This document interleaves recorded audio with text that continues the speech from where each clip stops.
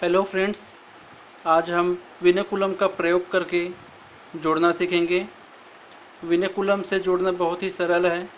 इसे जोड़ने की प्रक्रिया बहुत ही आसान हो जाती है। दोस्तों, यदि मैं आपको दो संख्याएं 9 और 6 को जोड़ने के लिए कहूं और 4 और 2 को जोड़ने के लिए कहूं, तो आप किसको जल्दी जोड़ पाएंगे?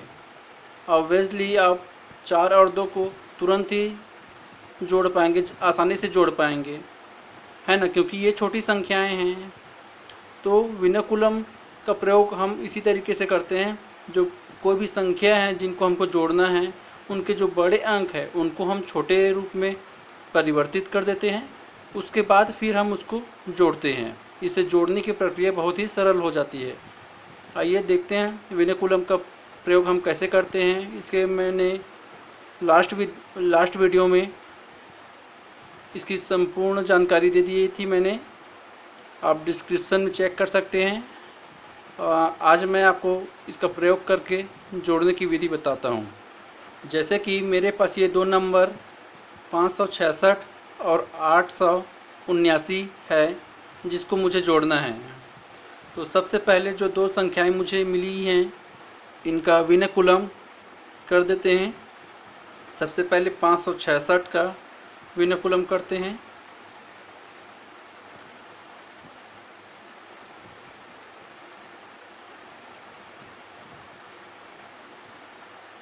विनकुलम का रूल्स है, इकाई से स्टार्ट करते हैं हम। इकाई में सबसे पहले हम निखिलम नवतः चरमम दस्तः और एकाधिक पूर्वेन विधि का प्रयोग करके विनकुलम करेंगे। सबसे पहले इकाई में 6 है, जो कि बड़ा संख्या है, तो 6 चरम अंक है। चरम अंक को हम 10 से घटाते हैं, चरमम दस्तः, है ना।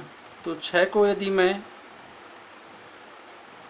10 से घटाऊं तो हमको प्राप्त होगा 4। ये ऋणांक रहेगा। उसी प्रकार चरम अंक के बाईं ओर जो संख्या है वो निखिल अंक होगी, यदि वो बड़ी संख्या है तो। इसमें 6 के बाईं ओर 6 है, जो कि बड़ी संख्या है, तो इसको हम निखिल अंक मानेंगे, जिसे 9 से घटाते हैं। तो 6 में 9 हम घटाएंगे तो हमको प्राप्त होगा 3।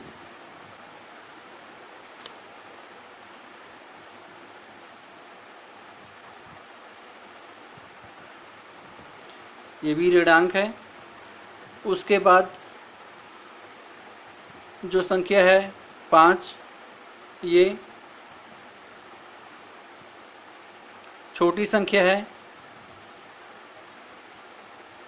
इसमें हम एकाधिकन पूर्वण विधि का प्रयोग करेंगे। 5 का जो एकाधिकन है 6 होता है, तो इसको हम 5 में 1 अधिक करके 6 कर देंगे। तो हमको जो आंसर प्राप्त होगा वो है 6 ऋणांक 3 ऋणांक 4। उसी प्रकार हम 879 का विनकुलम करेंगे। 9 चरम अंक है, इसमें 9 चरम अंक है। चरम अंक को हम 10 से माइनस करेंगे तो हमको प्राप्त होगा ऋणांक 1। उसी प्रकार दहाई में हमको 7 प्राप्त हुआ है, जो कि बड़ा अंक है। 7 को हम निखिल अंक मानेंगे और इसे भी 9 से माइनस करेंगे। 9 से माइनस करेंगे तो हमको प्राप्त होगा ऋणांक 2।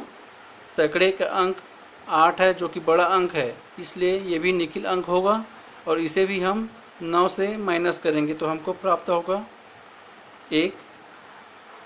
यहाँ पर हमारा फॉर्मूला का जो प्रोसीजर है कंप्लीट नहीं हुआ है, क्योंकि हमने यहाँ पर एकाधिकन पूर्वण विधि का प्रयोग नहीं किए हैं, क्योंकि हमको कोई भी छोटा अंक प्राप्त नहीं हुआ है।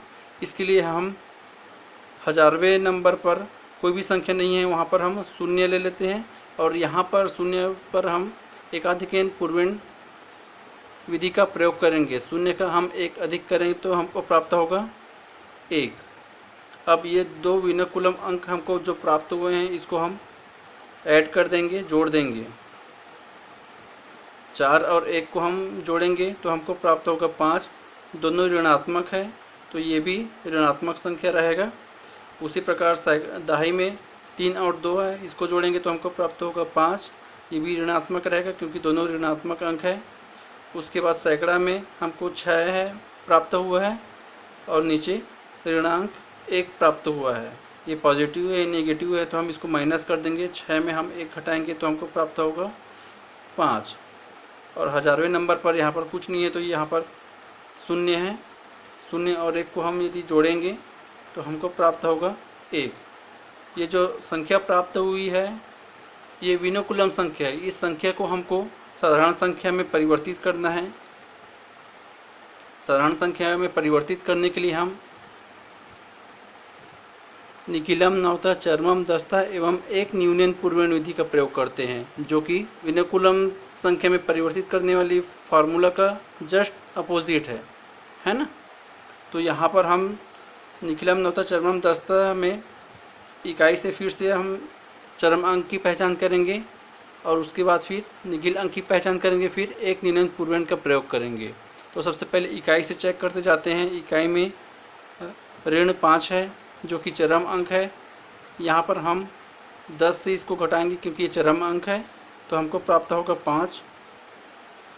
उसके लेफ्ट साइड में 5 है जो कि ऋणात्मक है, तो यह निखिल अंक कहलाएगा और इसे हम 9 से माइनस करेंगे क्योंकि यह निखिल अंक है, तो हमको प्राप्त होगा 4। उसके बाद हमको 5 प्राप्त हुआ है जो कि छोटा अंक है और धनात्मक है, इसलिए हम यहाँ पर एक न्यूनन पूर्वेण का प्रयोग करेंगे। तो 5 का एक न्यूनन होगा, 4 एक कम हो जाएगा ये। उसके बाद जो अगला अंक है 1 है, ये जैसा का तैसा है वही लिख देंगे क्योंकि यहाँ पर हमारा जो प्रोसीजर है फार्मूला का वो कंप्लीट हो चुका था। तो ये हमारा आंसर है। इसके बाद आइए दूसरा एग्जाम्पल हम देखते हैं। दूसरा एग्जाम्पल है 694, 758 और 369। इसको हमको जोड़ना है। तो ये जो तीनों संख्याएं हैं इसका हम विनोकुलम निकालेंगे। पहले सबसे पहले 694 का हम विनोकुलम निकालते हैं। तो इकाई से हम स्टार्ट करते हैं विनोकुलम निकालने के लिए। इकाई में 4 है जो कि छोटा अंक है, तो यह चरम अंक नहीं है, तो इसको हम जैसा का तैसा लिख देंगे, 4 का 4। उसके बाद दहाई का अंक चेक करते हैं चरम अंक है कि नहीं। 4 का अंक है 9 जो कि बड़ा अंक है, इसलिए यह चरम अंक कहलाएगा और इसको हम 10 से माइनस करेंगे तो हमको प्राप्त होगा ऋण 1। उसके बाद अगला जो संख्या है 6 जो कि बड़ा अंक है, इसको हम निखिल अंक मानेंगे और इससे 9 से माइनस करेंगे तो हमको प्राप्त होगा ऋण 3।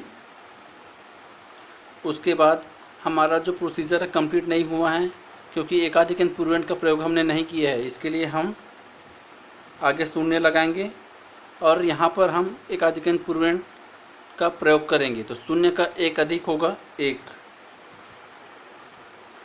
यहाँ पर हमारा जो प्रोसीजर है फार्मूला का वो कंप्लीट होता है। सेम प्रोसीजर हम अगली संख्या में फॉलो करेंगे। यहाँ पर 8 बड़ा अंक है इकाई का, तो यहाँ पर चरम अंक मानेंगे इसको और 10 से माइनस करेंगे तो हमको प्राप्त होगा ऋण 2। उसके बाद अगला जो अंक है छोटा अंक है 5, तो 5 छोटा अंक है, इसलिए हम यहाँ पर एकाधिक पूर्वेण विधि का प्रयोग करेंगे। 5 का एकाधिक होगा 6। उसके बाद अगला अंक है बड़ा अंक है 7 बड़ा अंक है, इसलिए हम इसको दोबारा हम इस फार्मूले का प्रयोग करेंगे निखिलम, नवता, चरमम, दस्ता और इसे हम चरम अंक मानेंगे 7 को। तो 7 को चरम अंक मानेंगे तो 10 से माइनस करेंगे इसे तो हमको प्राप्त होगा ऋणांक 3। और आगे कोई संख्या नहीं है, हमारा प्रोसीजर कंप्लीट नहीं हुआ है। निखिलम, नवता, चरमम, दस्ता और एक एकाधिक पूर्वेण का, तो यहाँ पर हम इसको शून्य मानेंगे और यहाँ पर एकाधिक पूर्वेण का प्रयोग करेंगे तो हमको प्राप्त होगा 1। इस तरीके से हमारा जो प्रोसीजर है कंप्लीट होगा सूत्र का। सेम प्रोसीजर हम यहाँ पर फॉलो करेंगे। 9 में हम 9 को हम चरम अंक मान के 10 से माइनस करेंगे तो हमको प्राप्त होगा ऋण 1। 6 को हम निखिल अंक मानेंगे और 9 से माइनस करेंगे तो हमको प्राप्त होगा ऋण 3। और 3 का एकाधिक अंक करेंगे क्योंकि ये छोटा संख्या है, छोटा अंक है, तो हम इसको 3 का एकाधिक अंक करेंगे तो हमको प्राप्त होगा 4।